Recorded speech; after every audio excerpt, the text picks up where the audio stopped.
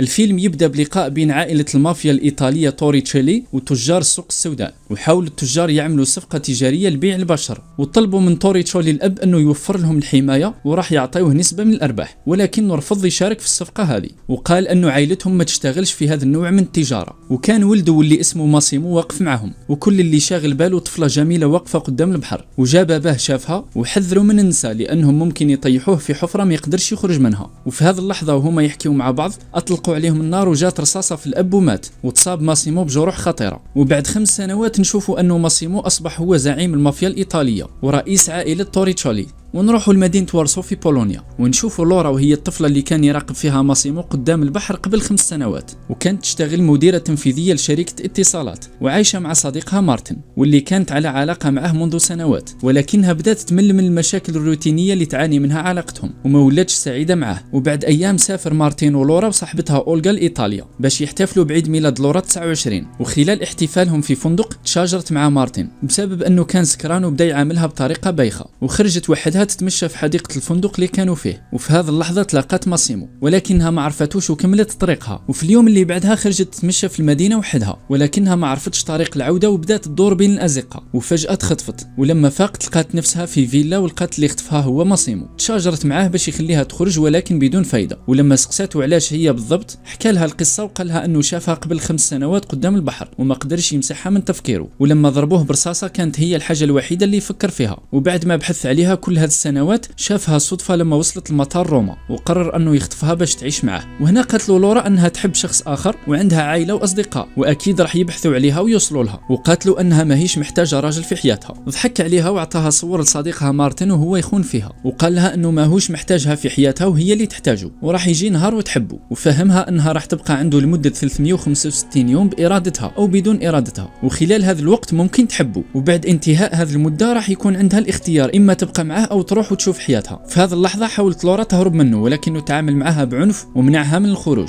وكان واضح انه شخص مريض بالسيطرة وحب الذات. وبعد ايام نشوفوا انه لورا بدات تضايق فيه وتستفز فيه، ورفضت تدخل معه في اي علاقة غرامية، وكانت تستغل فيه وتشري فيه كل حاجة بغاتها وتحرش فيه قدام الخدم تاعو. ولكن مع الوقت بدات لورا تنجذب ليه، ومرة وهما في نادي ليلي بدات لورا تتباهى بنفسها قدام ماسيمو وصحابه وتعرض في جسمها، وهذا الشيء خلى ماسيمو يتعصب. ولما بدات تغازل في راجل من عائلة المافيا المنافسة لماسيمو حاول الراجل يتحرش بها، وهنا خرج ماسيمو السلاح هو والخدم تاعو وكانوا راح يتشاجروا مع المنافسين. وبعدها خرج لورا من النادي، وفي اليوم اللي بعدها فاقت ولقات انها في يخت وسط البحر، وكان ماريو مدير اعمال ماسيمو يقنع فيه باش يخليها تروح لانها بدات تعطل فيهم على شغلهم وراح تتسبب في مشاكل هما في غنى عنها. ولورا كانت تسمع فيهم وتشاجرت مع ماسيمو، وقال لها انه بسببها اطلق النار على واحد من العائله المنافسه لهم، وهذا الشيء سبب حرب بين العائلتين. حاولت لورا تعتذر لماسيمو ولكنه بدا يلوم فيها لانها هي السبب، ولما تشاجروا قفزت لورا في البحر وهي ما تعرفش تعوم، وهنا قفز ماسيمو وراها وانقذها. ولما فاقت قال لها انه كان خايف عليها بعد ما تعلق بها وماهوش عارف كيفاش راح يعيش من غيرها. وهنا بدات لورا تنجذب ليه وعملوا اول علاقه غراميه بينهم. ولما طلبت لورا انها تزور عائلتها باش تطمن عليهم وافق وسمح لها تسافر، وقال لها انه راح يرجع لها لما يكمل شغله. وهنا تلاقات عائلتها وصاحبتها اولغا وحكات لهم على المغامره تاعها، وبقات تستنى في ماسيمو عده ايام لكنه ما اتصلش بها، وبدات تخرج مع اولغا وتستمتع بوقتها ويرجعوا ذكريات الماضي. ومره وهي سهره في نادي ليلي تلاقات مارتن صديقها السابق وقال لها انه كان يبحث عليها باش يعتذر منها، ولكنها رفضت تحكي معه وقالت له انها مش حابه تشوفه مره اخرى لانها عرفت انه كان يخون فيها، وطلعت للغرفه تاعها. ولكن مارتن طلع وراها وحاول يتصالح معها وممكن يرجعوا لبعض مره اخرى، ومشى معها حتى وصلوا للغرفه تاعها. ولما فتحت لورا الباب لقات ماسيمو قاعد يستنى فيها بشكل غير متوقع، وهنا فهم مارتن القصه واعتذر من لورا وخرج. وفي هذه الليله قال ماسيمو لورا انها الليله 365 ولازم عليها تقرر اما تبقى معاه او يتفارقوا وتشوف حياتها. وهنا اعترفت له لورا بحبها واعجابها به، وفي اليوم اللي بعدها طلب منها ماسيمو تتزوج به، وافقت وعملوا حفله، لكنها طلبت منه يخلي موضوع الشغل سر على اهلها باش يتجنبوا المشاكل. ولما رجعوا لايطاليا حكى ماريو لماسيمو على المشاكل اللي كل يوم تزيد بينهم وبين العائله المنافسه، وانه الاوضاع توترت بزاف، والواضح انهم ما راحش يسكتوا على الشيء اللي عملوه في احد رجالهم وبسبب لورا. وحست لورا فجاه بالتعب لكنها فضلت ما تروحش للطبيب، وتناقشت مع ماسيمو بخصوص العرس تاعهم واللي مش مسموح لعائلتها انهم يحضروه باش باش ما يشكوش في اي حاجه. لكن ماسيمو سمح لها تبعث لصاحبتها اولغا باش تجي تحضر معاها العرس. ولما زارتها اولغا قالت لها لورا انها حامل، وطلبت منها اولغا انها تقول لماسيمو باش يعرف انه عن قريب راح يكون اب. اتصلت به لورا وطلبت منه يتقابلوا بعد العشاء مع اولغا لانه كاين موضوع مهم لازم يعرفوا. وفي هذا الوقت وصلت مكالمه لماريو، قالوا له انه عائله المافيا المنافسه يخططوا باش يقتلوا لورا. حاول ماريو يتصل بماسيمو باش يحذروا، لكن الهاتف تاعو كان مشغول لانه كان يحكي مع لورا في التليفون وما قدرش ماريو يتصل به. وهنا نشوفوا انه سياره لورا دخلت للنفق وتقطع الاتصال بينها وبين ماسيمو. وفي نفس الوقت وصل ماريو للمنزل تاع ماسيمو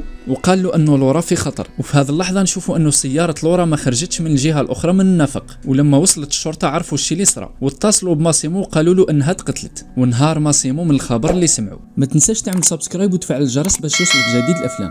سلام.